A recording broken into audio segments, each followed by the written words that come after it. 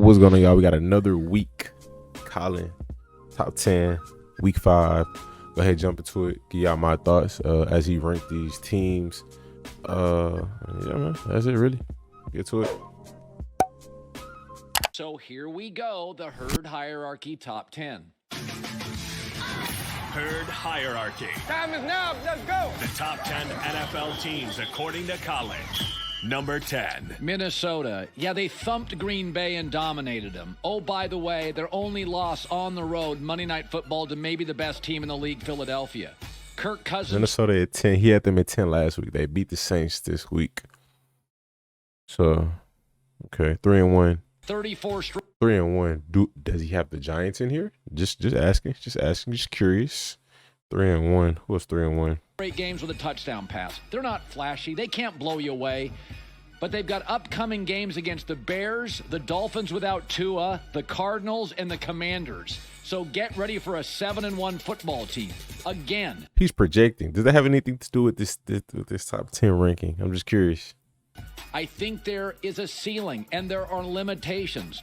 But the personnel offensively is excellent. Like Garoppolo, they have a guy that can get it out quickly. I have the Vikings, who thumped Green Bay at 10. Number 9. Listen, again, the Jaguars got housed in Philadelphia. It's not the end of the world. Excellent. Oh, he put the Jags in the top 10. I like the Jags. I do.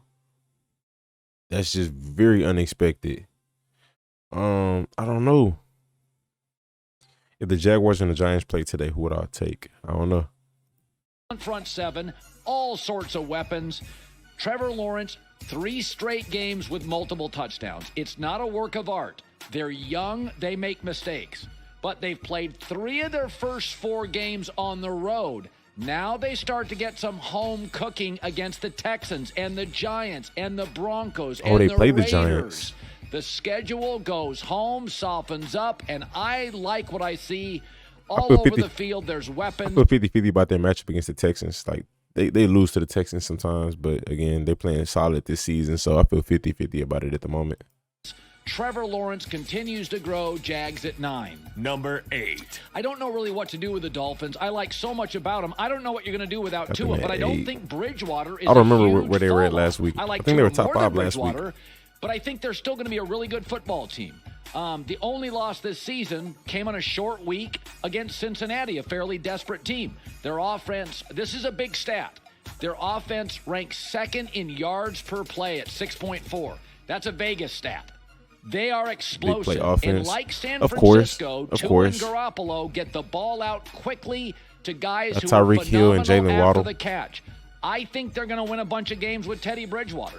If you got to play Bridgewater for a month, I looked at their schedule this morning. They got the Texans on the board. They got the Jets next, Steelers, Lions, Bears. I think you go a month with Bridgewater and you win most of those games. I still like Miami. Number 7. I'm going to go Bengals. They did beat Miami. Listen, their defense is number 8 in the NFL. They've only allowed 5 touchdowns all year. That's if you're Dallas, 3-1. If you're the Giants, 3-1. How do you feel about this? Another 3-1 team. I can't think of another one. Bengals. I guess he just feels that they're better. If they matched up today, they would beat these teams. Like the Bengals would beat such and so with the Jags. 2nd to the Cowboys. The other thing is Joe Burrow, major surgery, didn't practice or play in the preseason. Bumpy opening week. What's Joe Burrow in his last 3 games? 6 TDs, no turnovers, and a passer rating of 107. Joe Burrow is back, baby, and he's got a what did they play the last 3? Interview with me later today. Joe Burrow's back. Number 6. The weirdest team in the league is the Ravens. Okay, first of all, they've lost Ravens 5 straight games at home. Huh?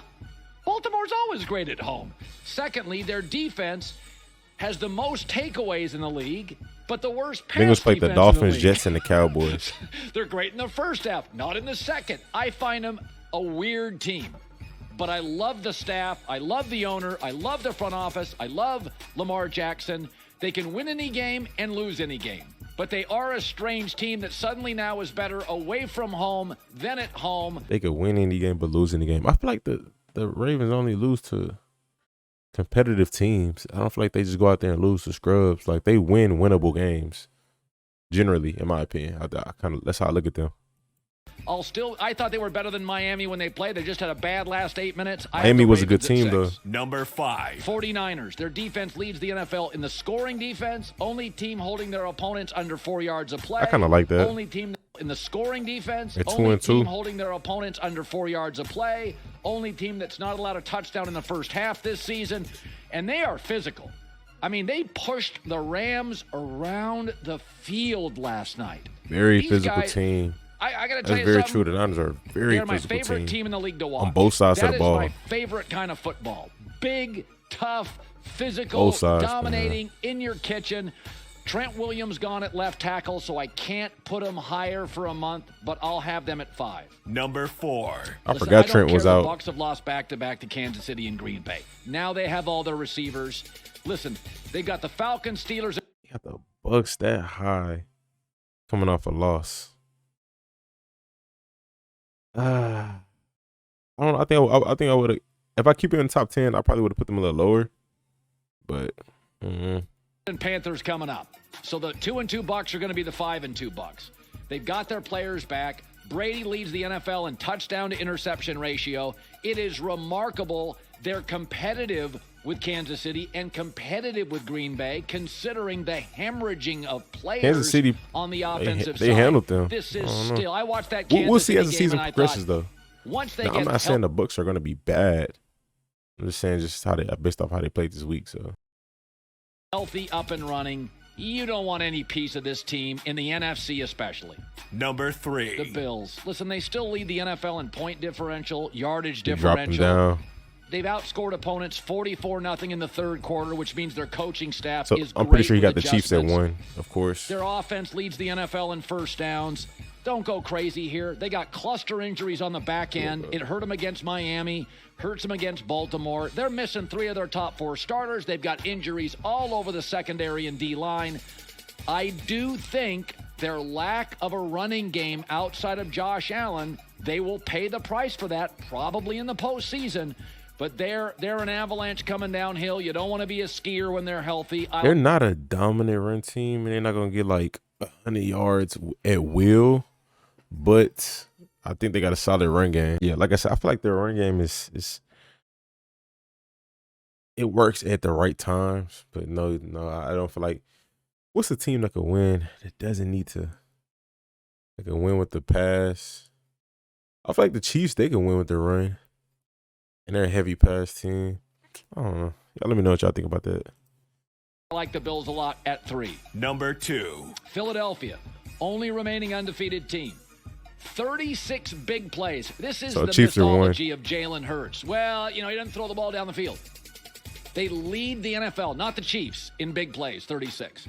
Their O-line and D-line, maybe the best O-line, D-line combination in the NFL. They take the ball away. They've got 9 takeaways. They scheme very good. They take leads on you. Their second half offense has been hit and miss, but I think they're real. Nick Sirianni shocked me. I've never been more wrong on a head coach after a bumpy press conference. I love watching them play like the Niners. They're physical. They're in your face. They make you uncomfortable. Philly at 2. Number 1. I don't know how long I'm going to have them there because their schedule stiffens, but I'm going to give it to the Chiefs.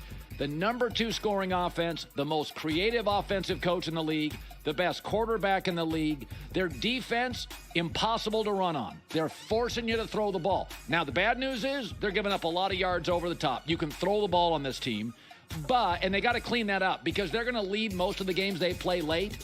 So that pass defense is going to be on the field. It's crazy because, like, the Chiefs will turn it on in some games as far as defense. In some games, it's like they just it look like the Chiefs, like how they've been in the past. I just feel like that in the past few years.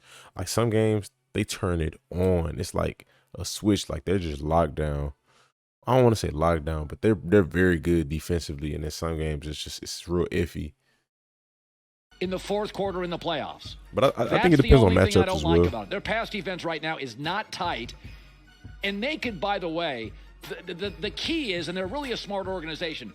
They're willing to give up yards through the air. What they won't allow anymore this year they will not allow you to keep the ball away from Mahomes. So their run defense is much better. So if you got to throw and beat him over the top, okay. But you can't play keep away from Mahomes in this offense. It's very smartly run. I think, let me look right now, they're the best rush defense in the NFL. Ooh. That is a really good sign. Okay, Hi, everybody. Thanks for watching. Subscribe here to get the latest from the show. All right. Well, we'll end it there. Y'all let me know your thoughts again in the comment section. I appreciate y'all for watching. Hit the like button for me. Subscribe. Stay tuned. Stay blessed.